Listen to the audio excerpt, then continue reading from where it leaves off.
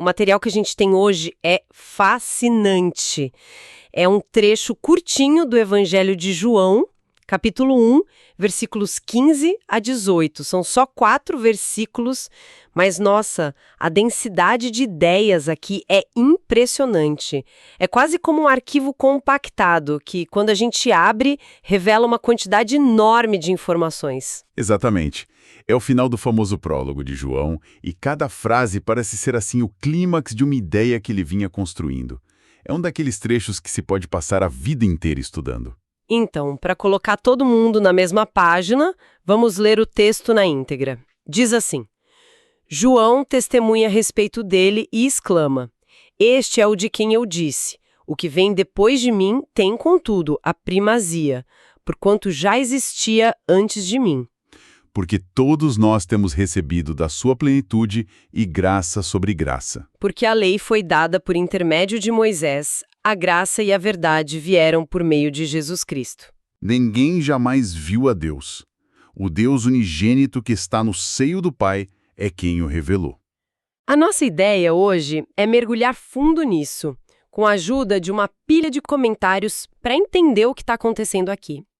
Para começar, o texto joga a gente direto na ação com João Batista. Ele não é apenas mencionado, ele está testemunhando e exclamando. Qual é a importância dele ser o ponto de partida aqui? Olha, o que é fascinante é que para o público original, João Batista não era uma figura secundária. Ele era uma celebridade religiosa, um gigante espiritual. Os comentários como o de Warren Wiersbe nos lembram de um detalhe cultural crucial. João era cerca de 6 meses mais velho que Jesus e começou seu ministério público antes. Numa cultura que dava um valor imenso à idade e à precedência, o mais velho tinha primazia. Ah, então quando João, que era mais velho e mais estabelecido, aponta para Jesus, o novato na cena, e diz que ele tem a primazia, isso devia soar completamente invertido. Exatamente. Quebrava todas as expectativas sociais. A Bíblia arqueológica ressalta justamente esse ponto. É como se hoje o CEO mais respeitado e experiente do mercado convocasse uma coletiva de imprensa para dizer que o verdadeiro gênio, a pessoa que realmente importa, é, sei lá, o estagiário que começou na semana passada. Nossa! O impacto de uma declaração dessa seria enorme. O autor do Evangelho está usando a maior autoridade humana disponível na época para validar a autoridade divina de Jesus. É uma jogada de mestre do autor, então. E, do ponto de vista literário, por que colocar essa exclamação de João Batista justamente aqui, no final do prólogo? Ótima pergunta. O comentário histórico-cultural do Novo Testamento sugere que isso é totalmente deliberado. No primeiro século, existiam grupos que eram seguidores de João Batista e que talvez o considerassem a figura principal. Entendi. Ao posicionar o testemunho do próprio João aqui, o evangelista está sutilmente corrigindo essa visão.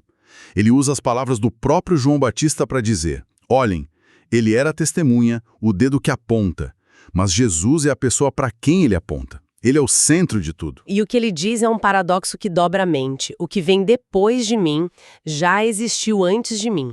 Como pode alguém que veio depois, cronologicamente, existir antes? E isto é o coração da teologia de João. Não é um simples paradoxo. É a afirmação central sobre a preexistência e a divindade de Jesus.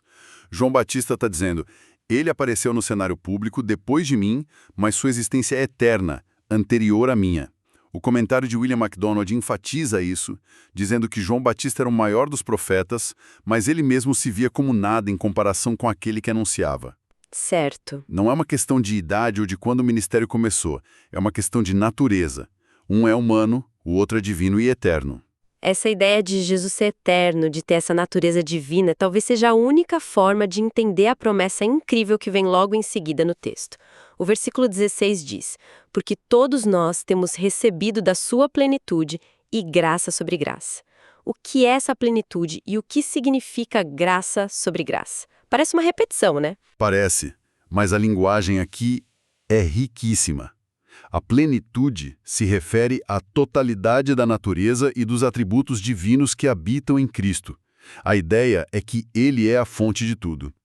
E a expressão graça sobre graça é a consequência disso. O comentário de D.A. Carson faz uma análise linguística fantástica aqui. A preposição grega usada é ante, que pode significar em cima de, mas frequentemente significa em vez de ou em substituição a. Então não é como empilhar presentes de graça um em cima do outro. A imagem é mais dinâmica do que isso. Pense nas ondas do mar. Uma onda chega à praia, e quando ela recua, outra já está vindo para tomar o seu lugar, e depois outra e outra. É um fluxo contínuo, ininterrupto.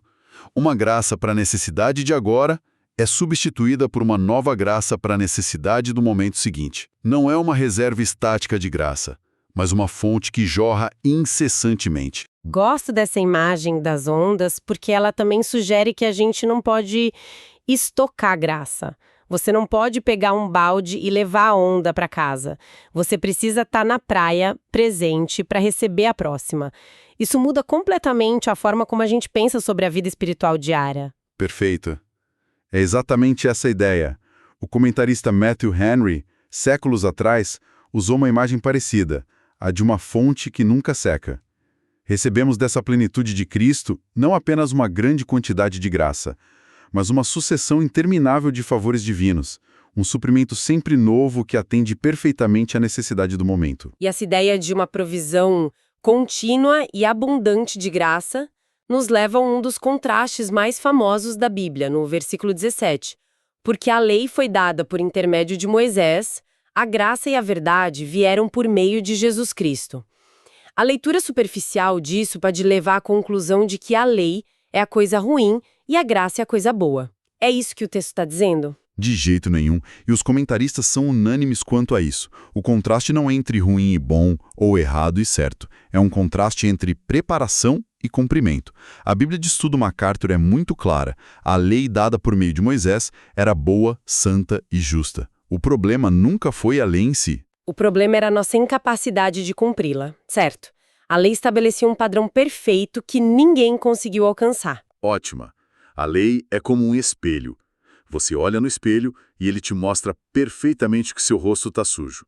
Ele revela o problema com uma clareza impecável. Certo. Mas você não usa o espelho para se lavar. O espelho não tem poder para limpar.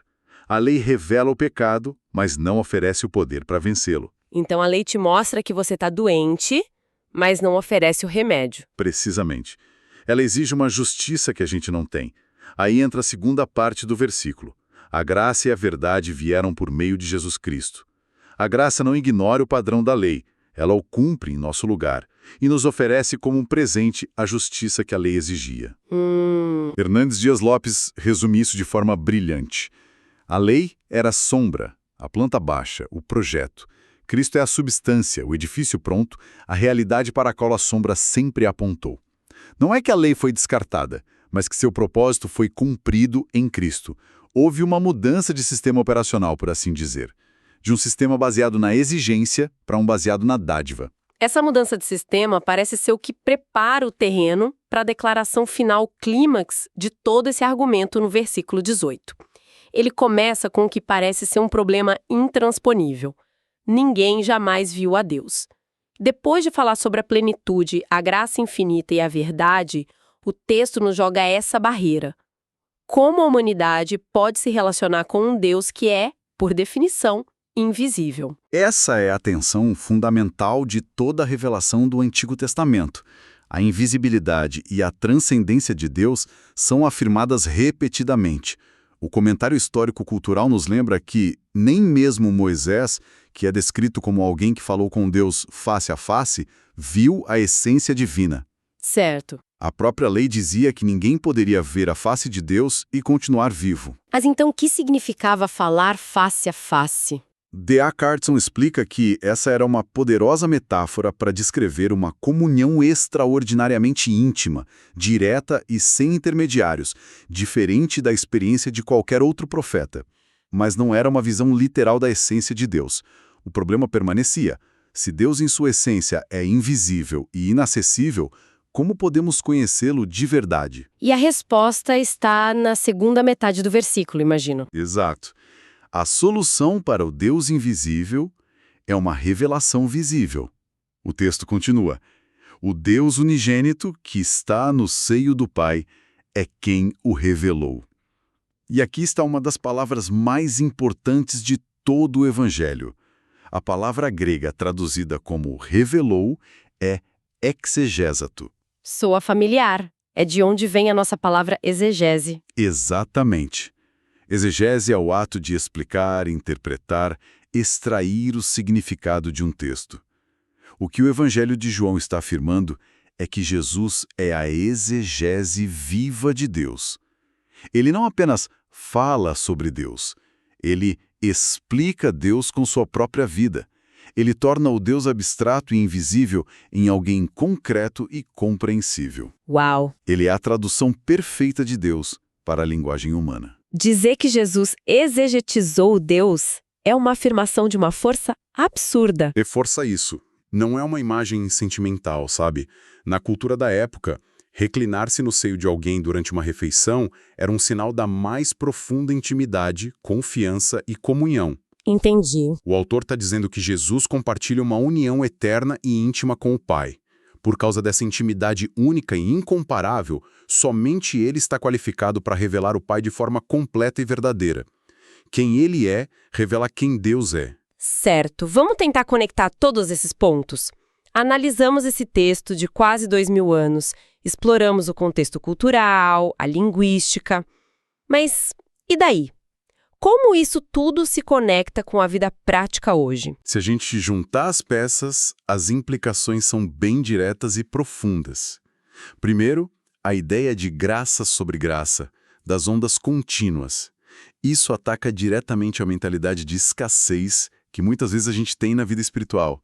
A gente vive com medo de que o favor de Deus acabe, como se fosse um recurso limitado. Que a gente precisa merecer e acumular. Isso. É uma mentalidade quase transacional.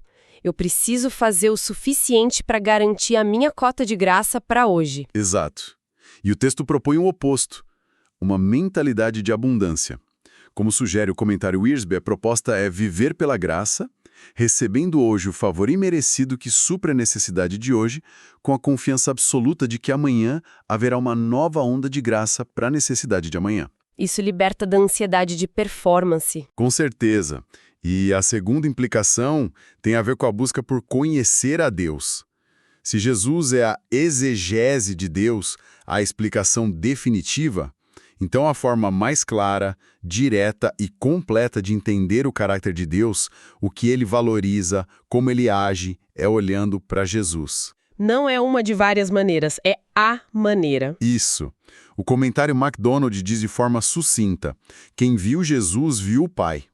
Qualquer busca por espiritualidade ou por conhecer a Deus que contorne a pessoa de Jesus, segundo o argumento de João, está fadada a ter uma imagem incompleta ou distorcida. E por fim, o contraste entre lei e graça ainda é um campo de batalha diário para muita gente. O padrão humano natural é se relacionar com o divino com base no mérito. Se eu for bom o suficiente, se eu seguir as regras. Isso. Se eu cumprir os rituais, então serei aceito. É um sistema de performance. Este texto, como Hernandes Dias Lopes explora, propõe uma revolução, um relacionamento que não começa com o nosso esforço, mas com o dom imerecido de Deus. A aceitação não é a meta a ser alcançada, é o ponto de partida que recebemos pela graça. Ok, então, resumindo a nossa jornada por esses 4 versículos, começamos com João Batista, a maior autoridade religiosa da época, que subverte as expectativas culturais para apontar para a pré-existência e superioridade de Jesus. Isso nos levou à fonte dessa superioridade, a plenitude de Cristo, de onde flui uma provisão inesgotável de graça sobre graça, como ondas que nunca cessam. A partir daí vimos o grande contraste. A lei, dada por Moisés, que funcionou perfeitamente como um diagnóstico, um espelho que revela nossa necessidade. E a graça e a verdade que vieram em Jesus, não para anular a lei, mas para ser o cumprimento, a solução, a substância para a qual a sombra apontava. E tudo isso culmina na grande revelação do versículo 18. O problema do Deus invisível e inacessível é resolvido por Jesus, que, por sua intimidade única com o Pai, se torna a exegese perfeita de Deus, tornando-o conhecido para nós. É uma progressão lógica e poderosa. Isso nos deixa com uma reflexão final, talvez. A palavra foi exegesato. Jesus, em sua encarnação, exegetizou Deus para a humanidade de uma vez por todas. Se ele é a explicação definitiva de Deus, a pergunta que fica é: como a leitura e a releitura de sua vida nos evangelhos pode se tornar para nós uma forma contínua de exegese pessoal? Como podemos, ao olhar para ele, ter sempre novas facetas do caráter de Deus reveladas de uma forma que nenhuma outra fonte, nenhum outro livro, nenhuma outra filosofia jamais conseguiria? Um ótimo ponto para continuar pensando. Agradecemos por nos acompanhar nesta análise.